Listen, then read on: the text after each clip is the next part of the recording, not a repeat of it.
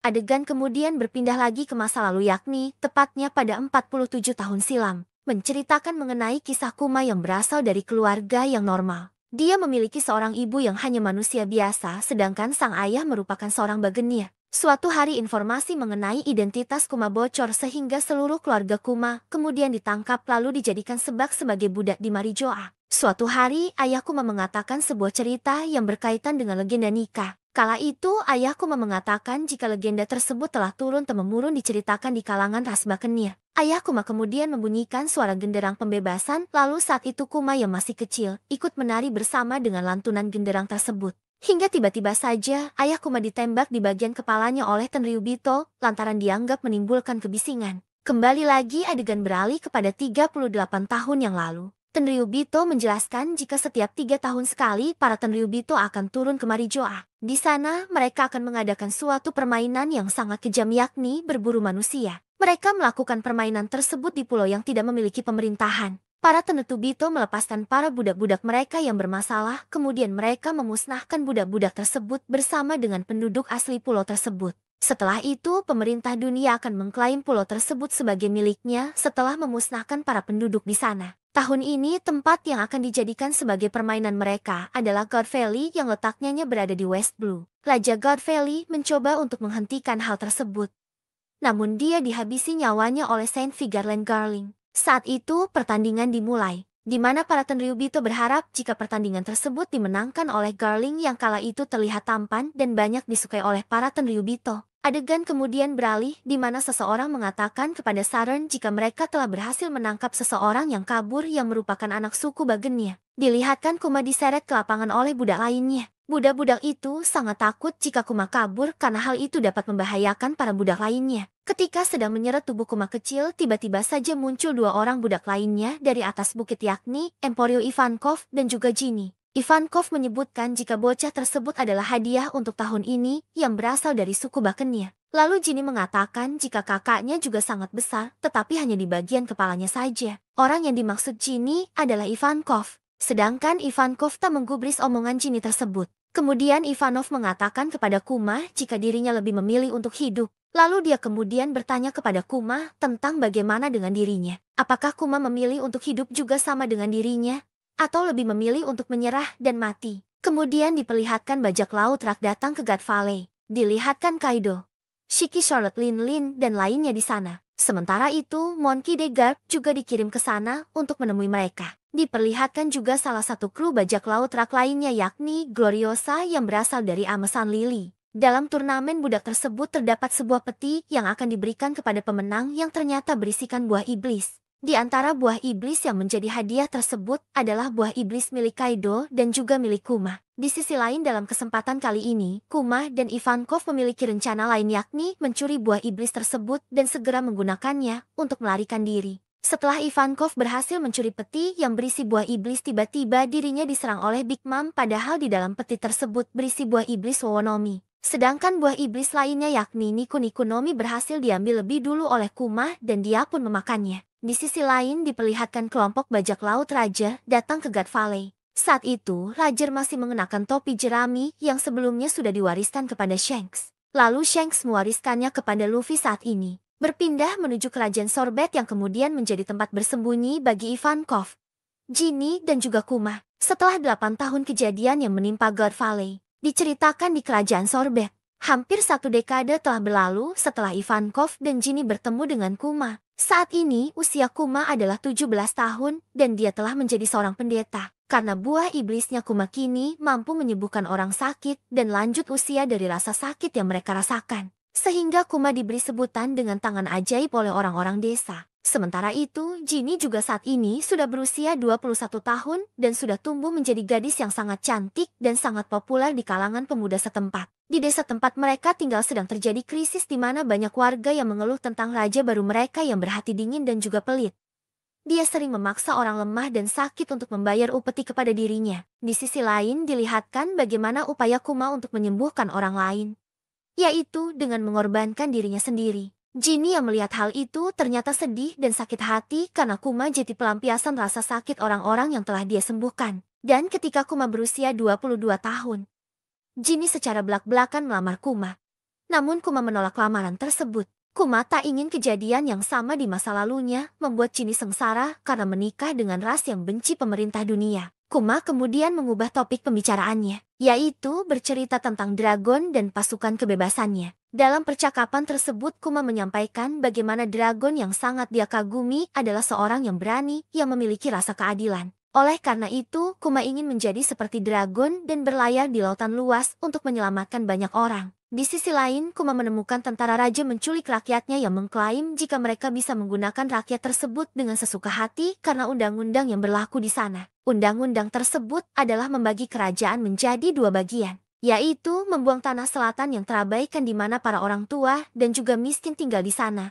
Sedangkan wilayah utara sangat makmur. Selanjutnya Kuma dan Jinny akhirnya dipenjara karena protes dengan kebijakan tersebut. Namun tanpa diduga tentara kebebasan revolusioner membebaskan mereka. Pasukan tersebut dipimpin oleh Dragon dan Ivankov yang kemudian meminta mereka untuk bergabung dan mengubah dunia. Akhirnya Kuma dan Jinny setuju untuk bergabung dengan mereka. Namun Dragon menyadari jika mereka kekurangan sumber daya dan dana yang diperlukan yang kemudian membuat Kuma pada akhirnya kembali merawat gerejanya yang terletak di tanah selatan. Setelah bertahun-tahun Jinny berhasil naik pangkat menjadi anggota angkatan darat di pasukan revolusioner. Dia sangat bersemangat untuk bergabung dengan pasukan Kuma keesokan harinya dalam misi yang sangat penting. Namun sayang markas tentara revolusioner mendapatkan informasi jika Jinny telah diculik. Hal ini kemudian membuat Dragon dan seluruh pasukan revolusioner khawatir dan bertanya-tanya mengenai siapa musuh mereka kali ini. Mereka akhirnya harus terus melakukan rencana tanpa adanya salah satu pemimpin kunci mereka yaitu Jinny. Jinny diculik dan akan dijadikan istri oleh Tenryubito. Seluruh pasukan tentara revolusioner yang bersama dengan Jinny juga sudah dimusnahkan dalam serangan mendadak pemerintah dunia. Pasukan revolusi dan juga Kuma kemudian menjadi semakin ganas dalam pertempuran setelah mengetahui kabar tersebut. Tentara revolusioner menjemput orang-orang dari kerajaan Gua, dan Kuma juga berteleportasi ke pulau lain untuk membantu para pemberontak. Kuma berhasil mengakhiri pertempuran di pulau itu sendirian. Sedangkan Bonnie adalah anak yang lahir dari Jinny dan Tenryubito. 2 tahun kemudian Jinny terjangkit suatu penyakit yang sangat mematikan yang membuat seluruh tubuhnya akan menjadi biru dan kulit mereka akan menjadi keras seperti batu jika terkena sinar matahari. Ini adalah jenis penyakit yang sangat langka dan sangat mematikan yang lebih parah dari penyakit Amberley Syndrome yang pernah menimpa lo dulu. Karena penyakit tersebut, Jinny akhirnya dilepaskan oleh Tenryubito. Dia lalu kembali ke kerajaan Sorbet dan meninggalkan Bani bersama dengan para tetua yang ada di pulau tersebut.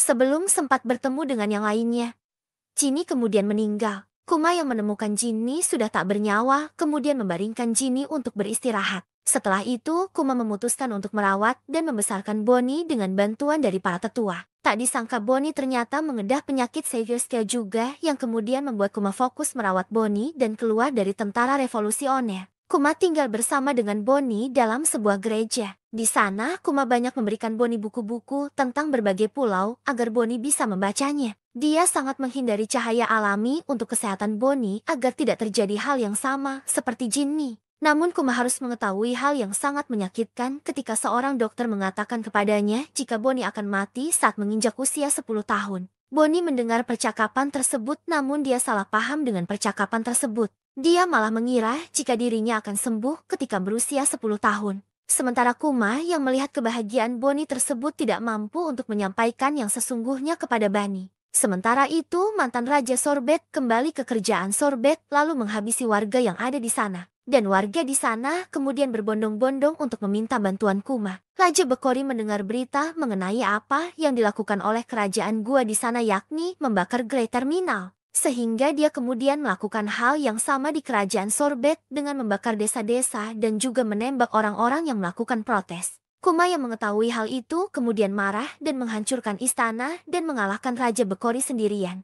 Kuma kemudian menjadi raja baru di kerajaan Sorbet atas permintaan rakyat di sana. Namun dirinya ternyata masih tinggal di gereja dan yang menjalankan kerajaan Sorbet adalah Raja Bulldog. Suatu hari, Bonnie diketahui memakan buah Toshinomi namun tidak secara sengaja. Raja Bulldog kemudian membawa berita buruk kepada Kuma jika mantan Raja Bekori melarikan diri lagi dan saat ini pemerintah dunia malah berada di pihaknya. Pemerintah dunia membantu Bekori agar bisa kembali merebut kerajaan Sorbet. Kuma saat itu berniat untuk menghancurkan Bekori selamanya meskipun setelah itu dirinya tidak bisa lagi berada di kerajaan Sorbet. Setelah berhasil menenggelamkan semua kapal yang membantu Bekori, Kuma kemudian melarikan diri ke laut dan memutuskan untuk menjadi bajak laut, sehingga membuat dirinya kemudian menjadi buronan dengan harga bounty yang sangat tinggi. Di sisi lain, Bonnie tinggal bersama dengan Connie di kastil kerajaan Sorbet. Dirinya terus mencari obat untuk menyembuhkan penyakit Bonnie. Kemudian Kuma kembali bertemu lagi dengan Dragon yang kala itu Dragon memberitahu Kuma jika Ivankov dan Inazuma sudah ditangkap dan dipenjara. Sementara itu, Kuma kini sudah menjadi Raja Tilan dan menjadi bajak laut. Cerita berlanjut di Kilas Balik Kuma. Kizaru beserta-serta anak buahnya datang ke markas Dr. Vegapunk. Markas lainnya yang terletak di Penghazer telah meledak yang terjadi secara misterius. Saat itu, Kizaru membawa Danden Mushi Saint Saren kepada Dr. Vegapunk, yang mana inti dari pembicaraan tersebut adalah meminta agar Dr. Vegapunk mau membuat Kuma dijadikan sebagai bahan percobaan alias senjata dari manusia yang berbentuk pasifista. Meski pada awalnya Dr. Vegapunk tidak menyetujui hal tersebut lantaran dia sama saja dengan menghabisi nyawa manusia. Dan parahnya lagi, hal itu juga akan membuat Kuma menjadi senjata seutuhnya yang tidak memiliki akal serta perasaan. Namun pada akhirnya, Dr. Vegapunk harus melakukan hal tersebut. Karena Saint Saren telah melakukan hal licik yakni menyendera Bonnie sehingga pada akhirnya operasi pun tetap dilanjutkan. Tak hanya itu, Dr. Vegapunk juga melakukan operasi kepada Bonnie untuk menyembuhkan penyakit langkanya yakni Saver Scale. Setelahnya mereka berdua melakukan operasi yang memakan waktu hampir 2 tahun lamanya. Dan setelah 2 tahun itu, Bonnie kemudian dikembalikan ke kerajaan Sorbet, namun tidak bebas. Karena dirinya selalu diawasi oleh utusan pemerintah dunia tanpa sepengetahuannya. Dan Kuma juga kembali ke sana namun dirinya hanya sebentar. Karena dia hanya mengantar Bonnie untuk dititipkan kepada orang-orang kepercayaannya. Kuma berjanji kepada Bonnie akan kembali menemuinya setidaknya setahun kemudian. Namun di sini Kuma sangat sadar jika hal itu tidak akan mungkin bisa terjadi. Karena setelah ini dirinya pasti akan melupakan segalanya dan menjadi senjata bagi pemerintah dunia. Bonnie yang masih kecil tidak tahu mengenai hal itu. Dirinya hanya mempercayai janji ayahnya tersebut. Setelah itu Kuma pun kembali. Di sini dia pada akhirnya bergabung menjadi anggota Shichibukai yang sempat membuat Shichibukai lainnya terkejut dengan kedatangan Kuma kali ini. Kuma kemudian menuliskan surat kepada Bonnie dan mengatakan keadaan Kuma yang saat ini masih berlayar dan dalam keadaan baik-baik saja. Setelah itu, Kuma mengirimkan surat tersebut dengan sangat hati-hati. Kemudian Kuma tinggal di desa Lufia itu berada di desa Fushia. Cerita berlanjut dengan memperlihatkan kampung halaman Luffy pada 3 tahun yang lalu di Gunung Kolubo kerajaan Goa East Blue. Saat itu, Kuma tengah memperhatikan ada seorang anak kecil tengah berlatih dan meneriakkan kata Gomomo X. Dia juga telah menghancurkan batu berukuran besar yang membuat harimau dan buaya yang sedang berlatih dengannya menjadi ketakutan. Saat itu, Kuma teringat obrolannya dengan Dragon di kapal. Kuma beranggapan jika Dragon sangat mengenal pulau itu. Kuma mengatakan kepada Dragon jika dirinya pernah bertemu dengan seorang anak muda di desa tersebut.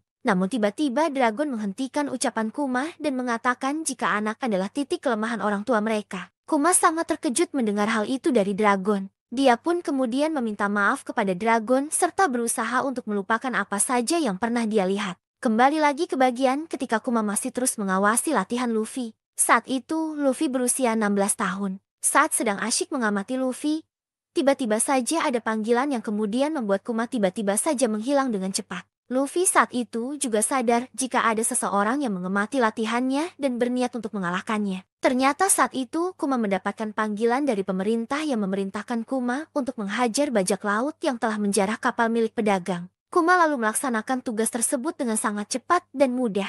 Setelah itu dirinya menuliskan surat untuk Bonnie dan mengatakan jika dunia luar sangatlah indah dan juga dia sangat ingin melihat wajah Bonnie. Dan Bonnie juga merindukan ayahnya setiap hari. Sehingga dia selalu menunggu kiriman surat dari Kuma di kerajaan Sorbet. Ternyata setiap surat yang dikirim oleh Kuma dibaca oleh Alpha yang merawat Bani. Alpha selalu membaca surat-surat tersebut dan merasa sangat sedih sehingga dia kemudian menyobek surat-surat itu. Lalu Alpha masuk ke dalam kamar Bonnie dan menyuruhnya untuk meminum obat. Meskipun sangat pahit, Bonnie tetap harus meminumnya karena obat tersebut sangat manjur. Padahal yang diminum Bonnie itu bukanlah obat, namun placebo atau obat kosong rasa jeruk. Cerita kemudian berpindah ke laboratorium dari Egghead. Saat itu, kepala Vegapunk sudah tidak besar lagi karena dia telah memotongnya dan menanamkan apel separuh di atasnya. Saat itu, Vegapunk juga telah selesai membuat kloningan Stussy yang nantinya akan menjadi anggota CP0. Dia kemudian melakukan proses selanjutnya kepada Kuma. yaitu memulai proses penghilangan sifat manusia pada otak Kuma saat itu. Di sisi lain, Kuma tetap menuliskan surat kepada Bonnie yang tanpa diketahuinya. Jika surat-surat tersebut tidak pernah sampai kepadanya. Di tempat lain, saat ini di kerajaan Sorbet sedang dalam keadaan bersuka cita. Karena mereka tengah mengadakan pesta ulang tahun untuk Bonnie. Di saat semua orang sang terlelap karena kelelahan berpesta, Bonnie kemudian diam-diam menggeledah gereja untuk memastikan jika dia akan menemukan surat dari ayahnya. Namun sayang Bonnie tak kunjung menemukannya. Adegan kemudian berpindah ke markas pasukan revolusi di Batigo, yang mendengar kabar jika Kuma telah menyelamatkan pasukan revolusi yang tengah terdesak oleh angkatan laut. Namun Kuma kemudian langsung menghilang tanpa mengatakan apapun. Sehingga Dragon beranggapan pasti Kuma memiliki alasan tersendiri mengapa dirinya melakukan hal itu. Di sisi lain di kerajaan Sorobet terdengar kabar yang menggembirakan. Hal itu karena Bonnie sudah dinyatakan sembuh dari sakitnya dan juga permata biru yang ada di wajahnya juga telah menghilang. Namun Alpha masih tidak mengizinkan Bonnie untuk pergi kemanapun meskipun dirinya telah sembuh. Connie saat itu menyadari jika Alpha adalah utusan pemerintah dunia. Karena dirinya telah mengetahui rahasianya setelah mereka keceplosan saat mabuk dalam pesta. Oleh karena itu, Connie juga tidak percaya jika selama ini Kuma tidak pernah mengirimi Bonnie surat. Sehingga Connie berinisiatif agar Bonnie bisa kabur. Connie kemudian menyuruh Bonnie pergi ke dermaga dan berlayar bersama Gio-Gio, Toh, Potato dan lainnya untuk mencari keberadaan Kuma. Akhirnya Bonnie bisa melarikan diri atas bantuan Connie dan juga Gio-Gio. Alpha yang mengetahui hal itu sangat marah dan pergi ke dermaga untuk mencari keberadaan Bonnie. Alpha kemudian melompat untuk bisa sampai ke kapal Bonnie. Namun hal itu bisa diatasi oleh Bonnie yang memukul Alpha dengan tangan besarnya yang mirip dengan mode Gigandi milik Luffy. Akhirnya Bonnie bisa selamat dari belenggu Alpha dan juga pemerintah dunia. Setelah itu, berita mengenai kaburnya Bonnie sampai kepada pemerintah dunia, yang kemudian membuat kapal Bonnie Jetty terkenal dan menjadi bajak laut yang sangat dicari. Cerita berlanjut dengan diperlihatkan peristiwa di Trailer Bark, Sabaody dan Submit World dari sudut pandang Kuma. Saat itu, Kuma juga pernah mengatakan kepada Dr. Vegapunk jika Luffy adalah orang yang akan menjadi penyelamat dunia dan dia sangat meyakini hal itu. Semula Dr. Vegapunk tidak setuju untuk menghapuskan kepribadian dan ingatan Kuma secara menyeluruh. Namun Kuma bisik keras agar Dr. Vegapunk melakukannya. Dr. Vegapunk tidak bisa menolak hal itu. Dia kemudian setuju untuk menghapuskan semua ingatan Kuma dan menyimpannya di Popo Bubble. Sebelum melakukan operasi, Kuma mengatakan sesuatu kepada Dr. Vegapunk. Kuma meminta kepada Vegapunk agar mengucapkan selamat ulang tahun yang ke-10 kepada Bonnie atas namanya yang kemudian sukses membuat Dr. Vegapunk ikut menangis. Dr. Vegapunk sangat tersantu dengan pengorbanan Kuma. Menurutnya kematian Kuma akan membuat semua orang yang menyayanginya sangat sedih. Cerita berlanjut pada masa sekarang di mana Bonnie tidak berdaya berada dalam cangkraman Gorosa Saron raksasa. Gorosa Saron juga semakin membuat Bonnie sedih karena dirinya lah yang telah membuat keluarga Kuma mengalami nasib yang malang. Sehingga membuat Bonnie semakin membenci Saron. Fakta lain juga terungkap jika ternyata Gorosa Saron pernah melakukan uji coba atau suatu eksperimen terhadap Juribani di masa lalu. Sehingga terungkap jika semua kekuatan yang dimiliki oleh Bonnie saat ini adalah hasil dari eksperimennya. Bonnie semakin membenci Saron dan terus berusaha melawannya dengan semua kekuatannya. Namun sayang Bonnie sudah tidak sanggup lagi menghadapi Saron saat ini.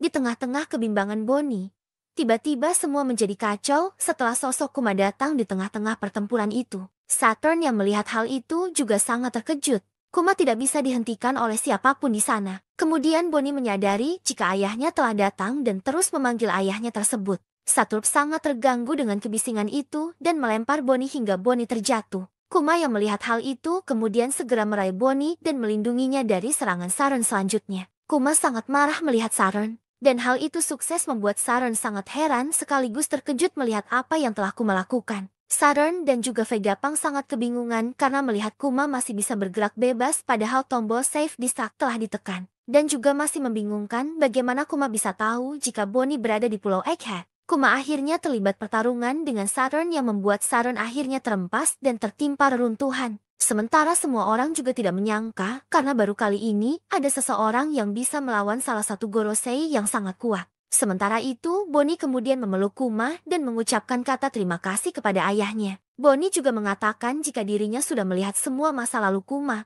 serta sudah mengetahui bagaimana wajah cantik ibunya. Saturn kemudian bangkit dan hendak menyerang Kuma dan Bonnie, namun dihentikan oleh Sanji. Kizaru yang melihat hal itu kemudian merasa takjub dan heran dengan semua perkembangan topi jerami yang semakin kuat. Sementara itu, dia juga kemudian bangkit dan hendak membantu Saron karena dirinya menyadari jika kini situasi semakin sulit apalagi setelah datangnya Kuma. Saron kemudian sangat marah. Dia kemudian mengatakan jika pulau itu telah mengancam seluruh dunia dan harus segera dihancurkan beserta semua isinya. Saron juga memerintahkan semua armada perang untuk segera membidik dan menghancurkan semua jeti abu atas nama keadilan. Diperlihatkan Saron dengan wajah menakutkan. Saron yang sangat marah dan sangat mengutuk mereka yang telah menjadi pengkhianat, yaitu Kuma dan juga seorang bajak laut yang bisa membangkitkan kekuatan kuno dewa yaitu Luffy. Situasi di Pulau Egghead semakin memanas setelah Saron marah besar dan ingin segera menghancurkan pulau tersebut. Semua orang berhamburan mencoba untuk menyelamatkan diri mereka masing-masing.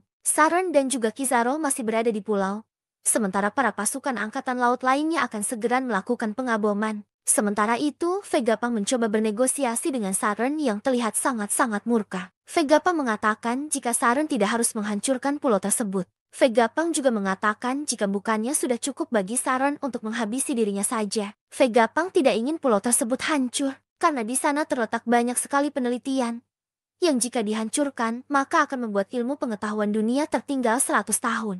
Namun sayangnya Saten tidak mau menerima pernyataan Vegapunk tersebut. Dia ternyata mencurigai Vegapunk yang telah berkhianat dengan pemerintah dunia dan sedang berusaha untuk menutupi sesuatu. Apalagi setelah melihat bagaimana Kuma bisa berbalik menyerang Saron dan angkatan laut lainnya, padahal Vegapunk telah bersumpah jika dirinya sudah melakukan operasi kepada Kuma seutuhnya supaya dia tidak memiliki ingatan apapun. Saron masih marah kepada Vegapunk dan mengatakan jika kemajuan tidaklah diperlukan bagi dunia. Vegapunk lalu menyebutkan jika ini semua demi kemanusiaan. Namun sayangnya Saron masih saja tidak peduli dan tidak mau menghentikan pengeboman. Vegapunk semakin terpuruk, apalagi setelah Saron mengatakan jika dirinya telah melenyapkan kapal yang membawa beberapa orang yang lolos dari Egghead kemarin. Saron beranggapan jika bisa saja salah satu di antara mereka ada yang mengetahui rahasia mengenai abad kekosongan, sehingga dia kemudian menghancurkannya juga. Saron mengatakan jika semua itu terjadi karena kesalahan Vegapunk juga yang telah menyerat mereka dalam hal ini. Sudah menjadi ancaman dan peringatan bagi siapa saja jika mereka yang melanggar hukum karena melakukan penelitian untuk menggali masa lalu, maka mereka akan segera dilenyapkan oleh pemerintah dunia. Saat ini, semua angkatan laut berhamburan naik ke kapal dan siap untuk proses pengeboman kapal. Di tengah-tengah suasana yang kacau itu,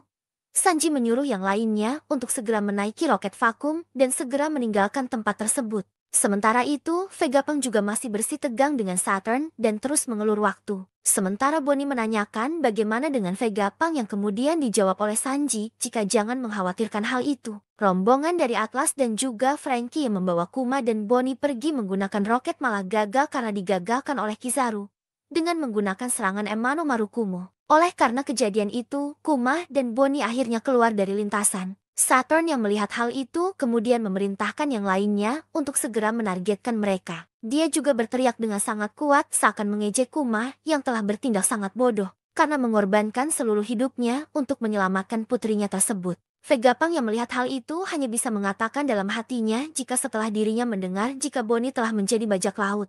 Dia selalu berpikir jika skenario terburuk bisa terjadi. Pasifista tidak akan segan menghabisi nyawa meski Kuma adalah ayahnya. Di sisi lain perangkatan laut lainnya yang tengah menemukan keberadaan Luffy segera bergegas untuk menangkapnya.